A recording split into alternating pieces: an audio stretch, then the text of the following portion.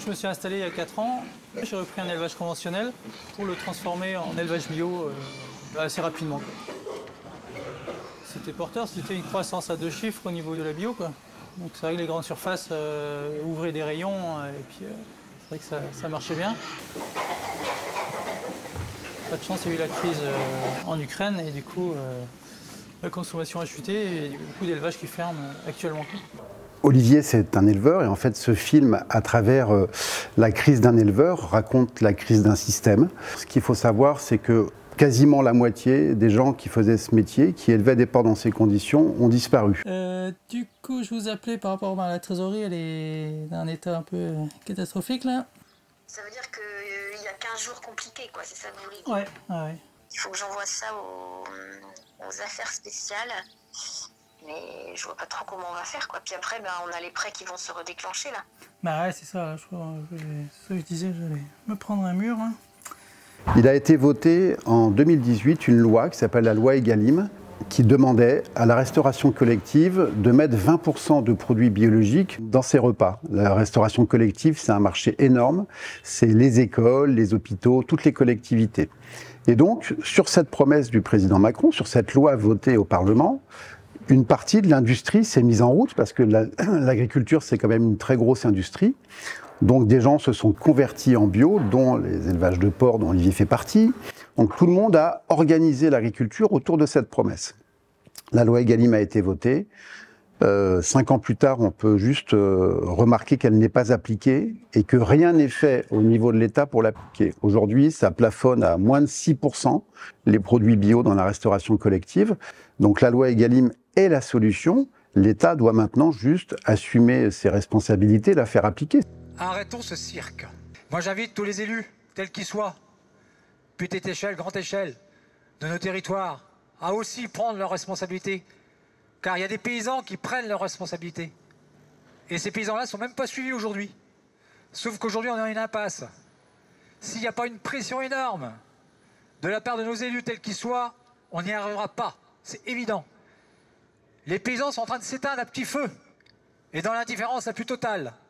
Ce que je découvre, c'est que finalement, le bio subit une attaque assez coordonnée, à mon sens, depuis plusieurs années.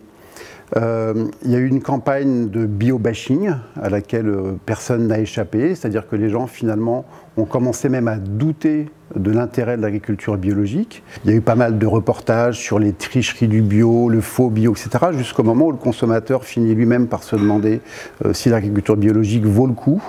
Et donc ça, moi, je pense que c'est très, très grave. Et puis, on s'est rendu compte aussi qu'il y a eu une alliance entre les syndicats, principalement la FNSEA et aujourd'hui la coordination rurale, et une partie de la classe politique pour continuer à attaquer l'agriculture biologique. Olivier, oui ça va. Et toi? Salut. Regarde. Ça va aller mieux, mais bon. Là, la trésorerie est toujours à sec. Enfin, c'est surtout la trésorerie le problème maintenant. Pourquoi ces filières-là ne sont pas plus soutenues, même quasiment pas soutenues par rapport aux filières industrielles? C'est incompréhensible. Je dis bien je pense, mais il faut qu'on échange. Hein. Je pense que les grands groupes agroalimentaires, dans l'ombre, décident de la politique agricole. Et la FNSEA, c'est le bras armé de l'agroalimentaire. Et quand Christiane Lambert disait il y a 5 ans, quand elle était à la tête de la FNSEA, les aides au maintien de la bio, c'est des aides qui ne se justifient pas. Ça veut dire clairement qu'on a fait le choix d'abandonner les filières d'avenir. Moi, ce que je comprends, c'est qu'en fait, l'agriculture biologique dérange, entre autres, l'agro-industrie, pour une raison très simple, c'est qu'elle ne rapporte pas d'argent aux grandes sociétés agro-industrielles et agrochimiques. L'agriculture biologique ne consomme pas de pesticides, ne consomme pas d'engrais, consomme très peu de médicaments et une partie de l'exploitation est autonome, c'est-à-dire quand on fait un élevage, par exemple, on a des terres pour nourrir son élevage. Donc en fait, c'est une agriculture qui est beaucoup moins rentable pour les grandes puissances financières.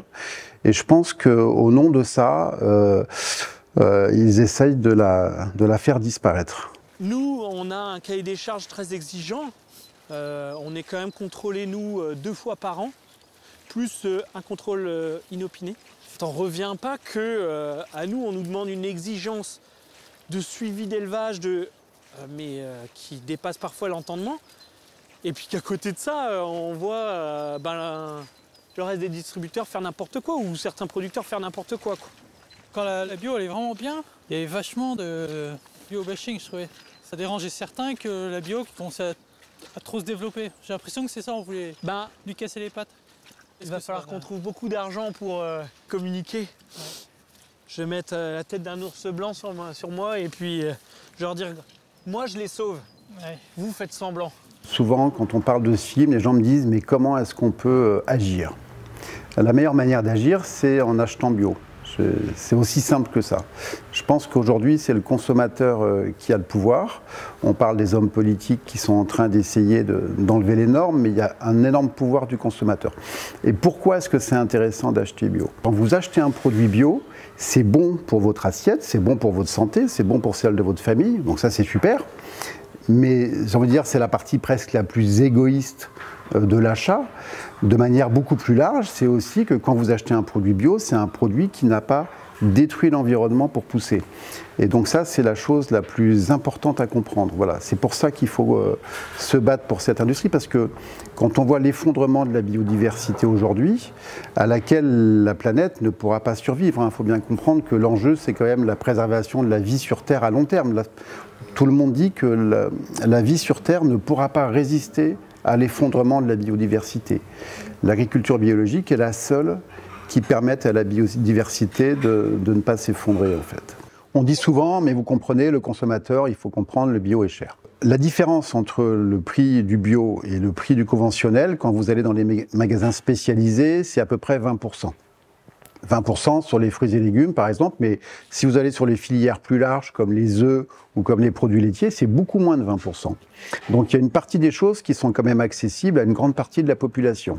Maintenant, je comprends qu'il y a des gens pour qui 20% de l'alimentation, 20% du prix, c'est impossible. Ce qu'il faut comprendre, c'est que quand on consomme bio, la plupart des gens qui consomment bio consomment différemment. C'est-à-dire qu'il y a énormément de gaspillage. Il y a énormément de gens qui achètent des produits manufacturés qui finalement sont mauvais pour la santé et sont très très chers, des produits emballés, des produits fabriqués, des plats cuisinés. Quand on consomme bio en général, on cuisine soi-même, on achète frais, on n'achète pas de plats préparés, on n'achète pas de produits sous plastique, donc c'est une autre manière de consommer. Donc en fait, les études montrent que consommer bio, c'est pas forcément plus cher si on consomme différemment. Il faut que le consommateur, quand il va faire ses courses, ait conscience qu'acheter à manger est un acte politique. Quand on achète, c'est un vote qu'on fait dans son caddie.